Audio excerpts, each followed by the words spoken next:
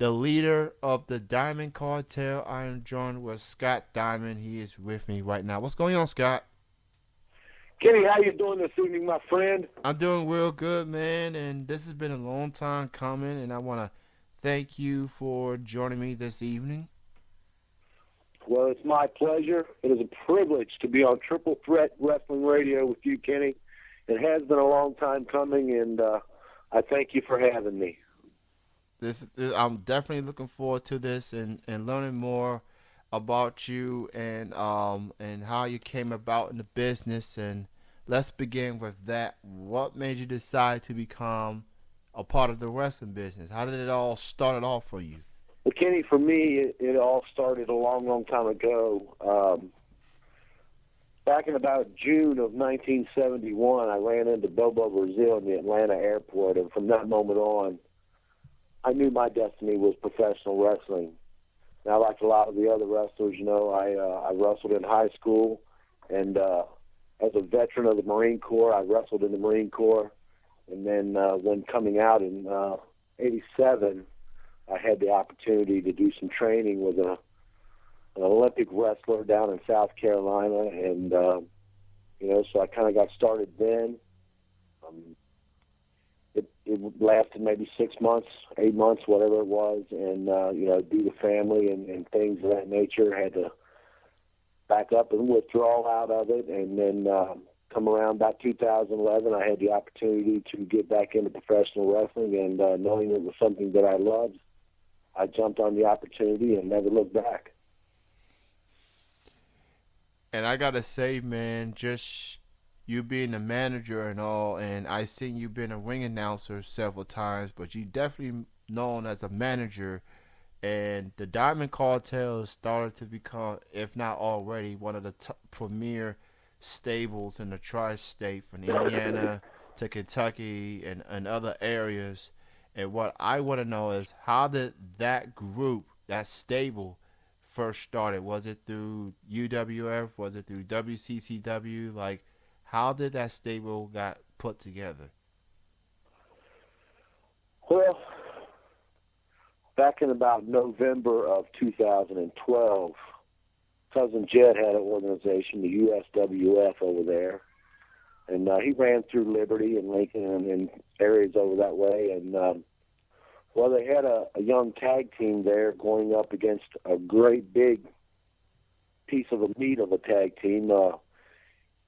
You had Big and Sexy, the Big Dog Cujo, and Sexy Stan Sierra was holding the tag team titles at the time. And this young tag team of Christian Skyfire and Cody Matthews was looking for someone to lead them to that belt, to those belts, if you will. And so they came to me and asked me if there was any way that I could help them in this match with the Big Dog Cujo and Sexy Stan Sierra. And, well, of course I did. And that night was the biggest payday those two boys ever seen, and that was the start of the Diamond Cartel. Right there, we went out that night, and with the tutelage of Scott Diamond, those two young men, they came home with the tag team titles, the USWF tag team titles. So the first night of our coming together, the Diamond Cartel coming together, on our very first night, we went out and we won tag team gold, and we've been winning gold ever since. Now that's what you call making a statement on the first night that y'all were put together, and y'all got gold around your waist. And since then, it's become a top stable. You got Sierra, you've had Frank the Tank, you've had a plethora of pure talent throughout the years. What do you consider your favorite Diamond Cartel moment? The one moment that stands out to you that makes you feel like, man, that was something that I would never forget. Well, Kenny, we've been fortunate that we've been all over the country, and the Diamond Cartel has made an impact statement everywhere we went. So there's a few moments that really stand out. The cartel was in West Virginia one time, and we were just beating down our opponents so bad that the the fan at ringside, he just couldn't take it anymore. He jumped the barrier, and he attacked me from behind. And, of course, security had to drag him away. And, of course, we went on to win that night. We won the BTW, Big Time Wrestling Heavyweight Championship that night. And, that's one. And I got to say another one, a tag team story I got here for you. Stan Sierra, Big Frank the Tank, and myself, we were in Clarksville, Indiana a couple of months ago. And, again, the fans, they either love us or they hate us, Kenny. And at most points they hate us. But, that's neither here nor there for us. We go out to win, and that's what we do. So we were in Indiana, Stan, Frank, and myself doing what we do, beating people up. And, again, the fans couldn't handle it, and it broke out into a big riot. The whole locker room cleared out of the back. We had people coming over the barriers. That was a very rememberable night there as well. If you can go out and you can start a riot in professional wrestling, you've done something that night. Absolutely, man. I mean, y'all, it's just crazy how fans react, man. But they gotta respect what you guys do. Y'all go out there, y'all compete, and y'all do what it takes to win. And whether fans like the outcome or not, you go out there, you perform, you entertain, but overall, you want your hand raised as the winner. So, whatever y'all got to do to get the job done, so be it. That's exactly right, Kenny. Excuse me. At this time, we also hold the WCCW Tag Team Championships. On this occasion, it was set up for Big Frank and Sexy Stan to go against the current tag team champions at that time were The Voice, a makeup of Black Rain and The Butcher. And, personal issues came about, and Frank the Tank had to be at the hospital with his wife. They had a baby that evening, but as the old saying goes, the show must go on. And so it was either us forfeit our shot at the tag team championships or Scott Diamond lace the boots up and go in to the squared circle with Stan Sierra and face The Voice. And so, just to touch again on what you were saying, we will do whatever it takes. So that night, since Frank couldn't make it, I laced up the boots. Stan Sierra and I got in there, and, again, we came out tag team champions. I gotta say, congratulations to Frank and his wife for the birth of their child, and who knows, that child may be the next generation of Diamond Cartel. I mean, you never know. So Scott, do you have any upcoming shows, anything in particular, like any appearances for that matter, that you would like to promote you have coming up? Well, tomorrow, Kenny, I will be at the WCCW. I have just recently acquired Nate Cross. He was on the disabled list for 10 months, but knowing the potential in this young man, when I knew he was going to make his comeback, he had been, coming to me now and again and asking me for advice here or there and things of this nature. And so when I knew he was coming back, I devised this plan because he had won the night that he was injured. He had won a briefcase, which enabled him to challenge any title and anybody at the WCCW at any time. So although he was on the DL for 10 months, he still held that briefcase. So when he came back a couple of weeks ago, perfect timing. Nobody was expecting it. I devised a plan. He would run in, and as he did, he cashed in the briefcase and become the new WCCW heavyweight champion. And so we're going to be defending that title tomorrow against Black Rain in Lawrenceburg, Kentucky, for the WCCW. Also, next week, I will be heading back to the UWF. Got a big card of wrestling, a lot of things going on there. this weekend they have a big Vixens card going on. There is some men's action, so, although I won't be there this Sunday, feel free, I want to tell all your listeners to go out to the UWF this Sunday and watch some good wrestling. Again, we're at WCCW in Lawrenceburg this Saturday. Be heading back out to UWF next Sunday. Also, look for Scott Diamond and the Diamond Cartel. May 17th, we're coming back to Harlan, Kentucky in the IPW. The fans down there, Kenny, now, they are off the chain. These people, they live, they breathe, they are die-hard wrestling fans, just like all over the state of Kentucky. I go all over the country, and I want to say that the fans in Kentucky are some of the best across the country. Also, I want to remind your listeners, mark this down, big event. The Diamond Cartel heads back to the UWA in Clarksville, Indiana, May the 25th. Tag team titles on the line against Cack and Jack-O-Lantern. They will have in their corner a disc jockey from Michigan coming in. He thinks that he can kind of watch their back against the Diamond Cartel. Well, all your fans that know us, they know that's not going to make one hill of beans a difference. But we're going in and we're going to defend our titles at the UWA on May 25th. Great big card there. So, we're all over.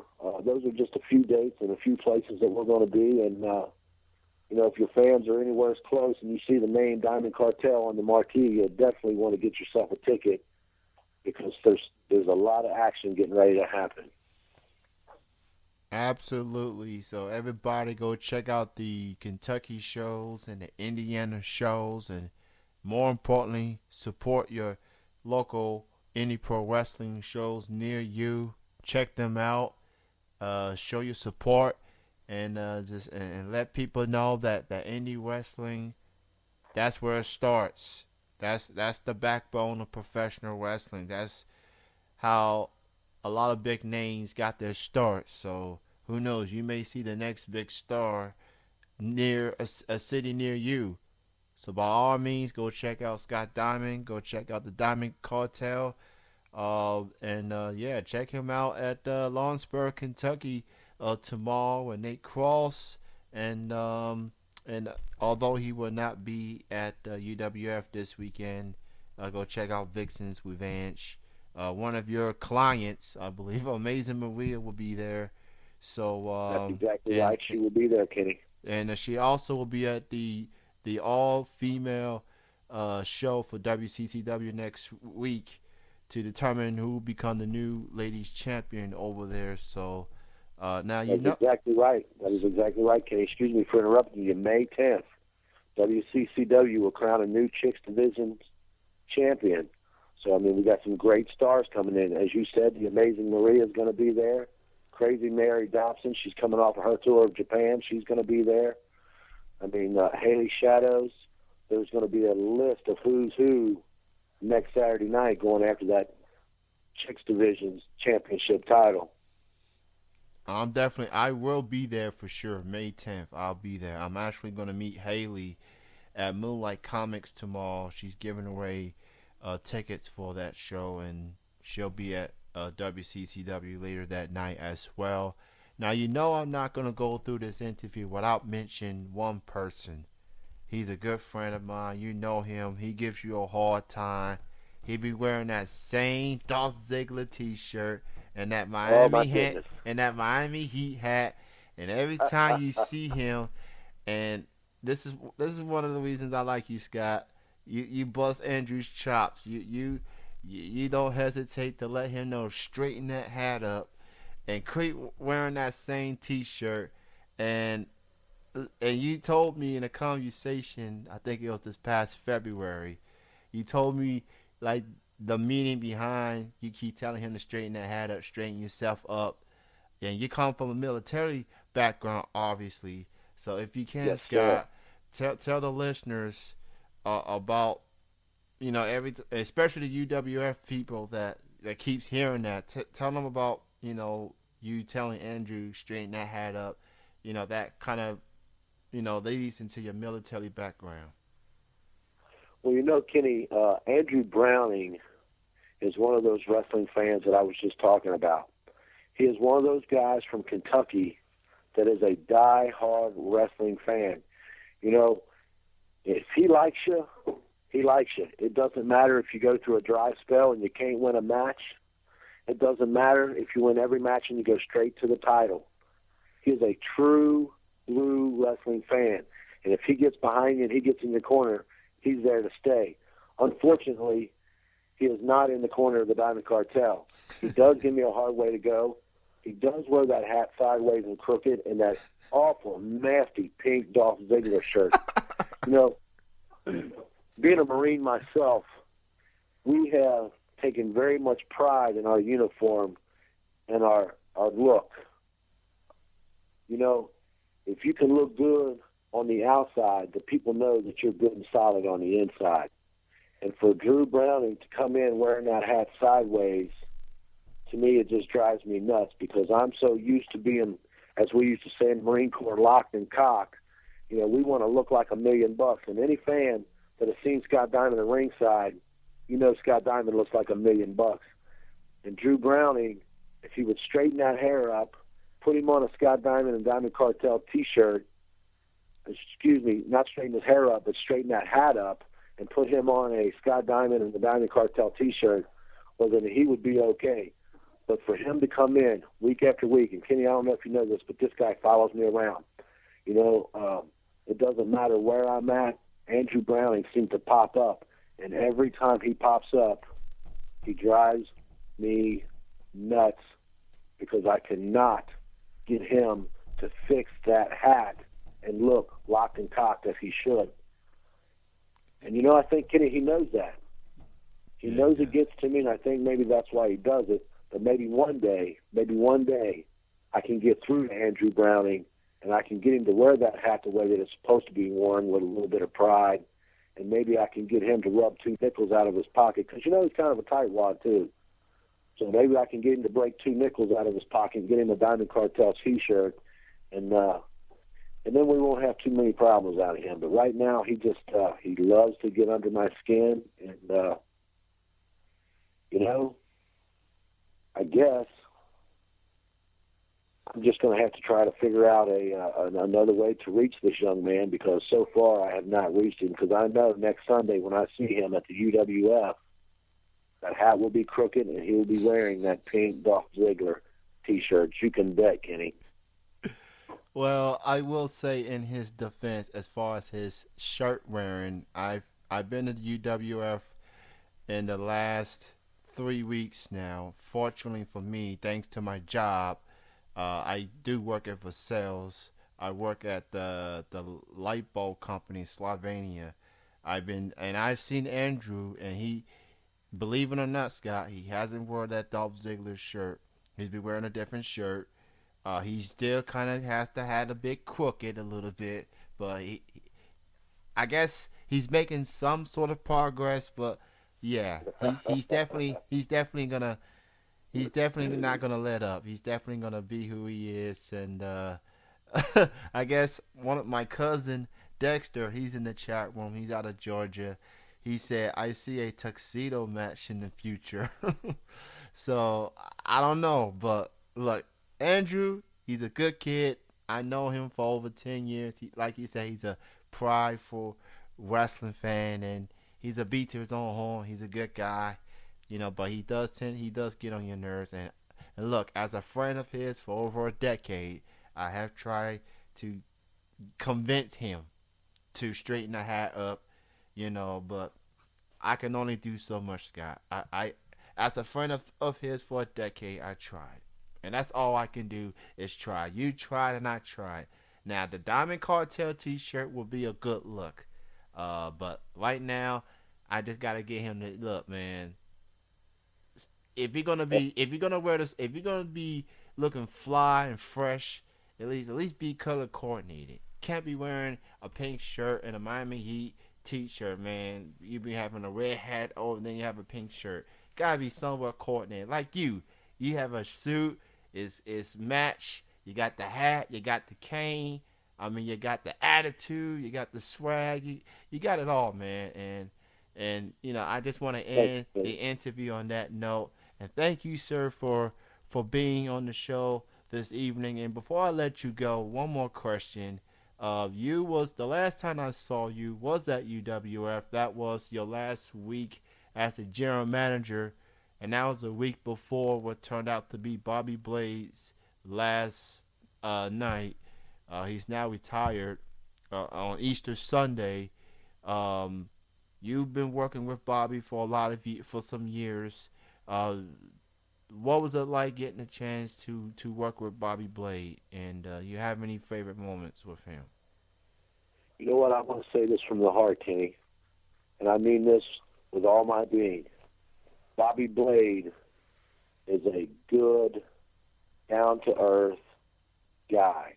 He's got a great head on his shoulders. He was a great professional wrestler. He was a great manager in professional wrestling. He knew this business inside and out. And this business is going to miss a man like Bobby Blayze. This business needs more men like Bobby Blayze. You know, a couple of years ago, we did a show for Bobby's birthday. And a moment I'll never forget, Bobby Blayze was sitting in the chair. We had this big cake. Of course, we had a lady of the evening come out and do a little strip dance for him. Jim Chadwick, God rest his soul, was there at the time. And so I called Jim over and I said, you know, Jim, it just doesn't seem like it'd be right if you wasn't involved in helping me serve Bobby Blayze his birthday cake. And so when you know it, I mean, all the wrestling fans knew Jim Chadwick. He took a scoop of that cake and he fed it to Bobby like no other, and it was from ear to ear, from the top of his head to the bottom of his chin when Jim Chadwick got done. Of course, being in the ring with them two gentlemen at the time, I, like many people around the ring, thought it was kind of humorous, and I kind of giggled a little bit. And so Bobby Blayze says, hey, you know what? You think that's funny? Guess what? It's my birthday, and because it's my birthday, I'm the one supposed to be serving the cake. And, of course, he did. Bobby Blayze served me up a piece from head to chin, from ear to ear myself. And you know what? When we got done, that cake was everywhere. It was all over the mat. It was all over the floor. It was all over the bingo hall. It was all over Bobby Blayze, and it was all over Scott Diamond. And you know what? I wouldn't have traded that moment for anything. Bobby Blayze is a class act in Scott Diamond's book. And wrestling's going to miss him, and Scott Diamond's going to miss him. I've been fortunate to see Bobby in the last few years of his career. I started attending Indy shows, I think it was 2011, 2012. I started going to UWF, and then I started going to WCCW, PTW.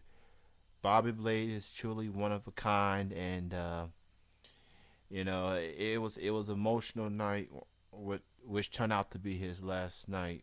Larry D and Shane Mercer tore the house down, and people was just shocked to know that his career ended, and just took the time, you know, to pay respect to a guy of his caliber.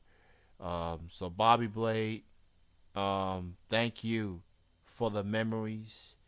And you will be missed by the UWF fans. You will be missed by indie wrestling fans all over Kentucky. And enjoy your retirement. You worked hard, and you deserve all the love that you have received. And as for Jim Chadwick, God rest his soul as well. And Scott, I want to thank you for being on the show and just showing people that managers still have a place in wrestling, because there hasn't been a lot of managers in wrestling, at least from the shows I've been attending, and you and Hustle are probably the only managers I know that just shows that managers still have a place for indie wrestling. Thank you for your time, Scott. Great chatting with you, and thank you for being on the show this evening.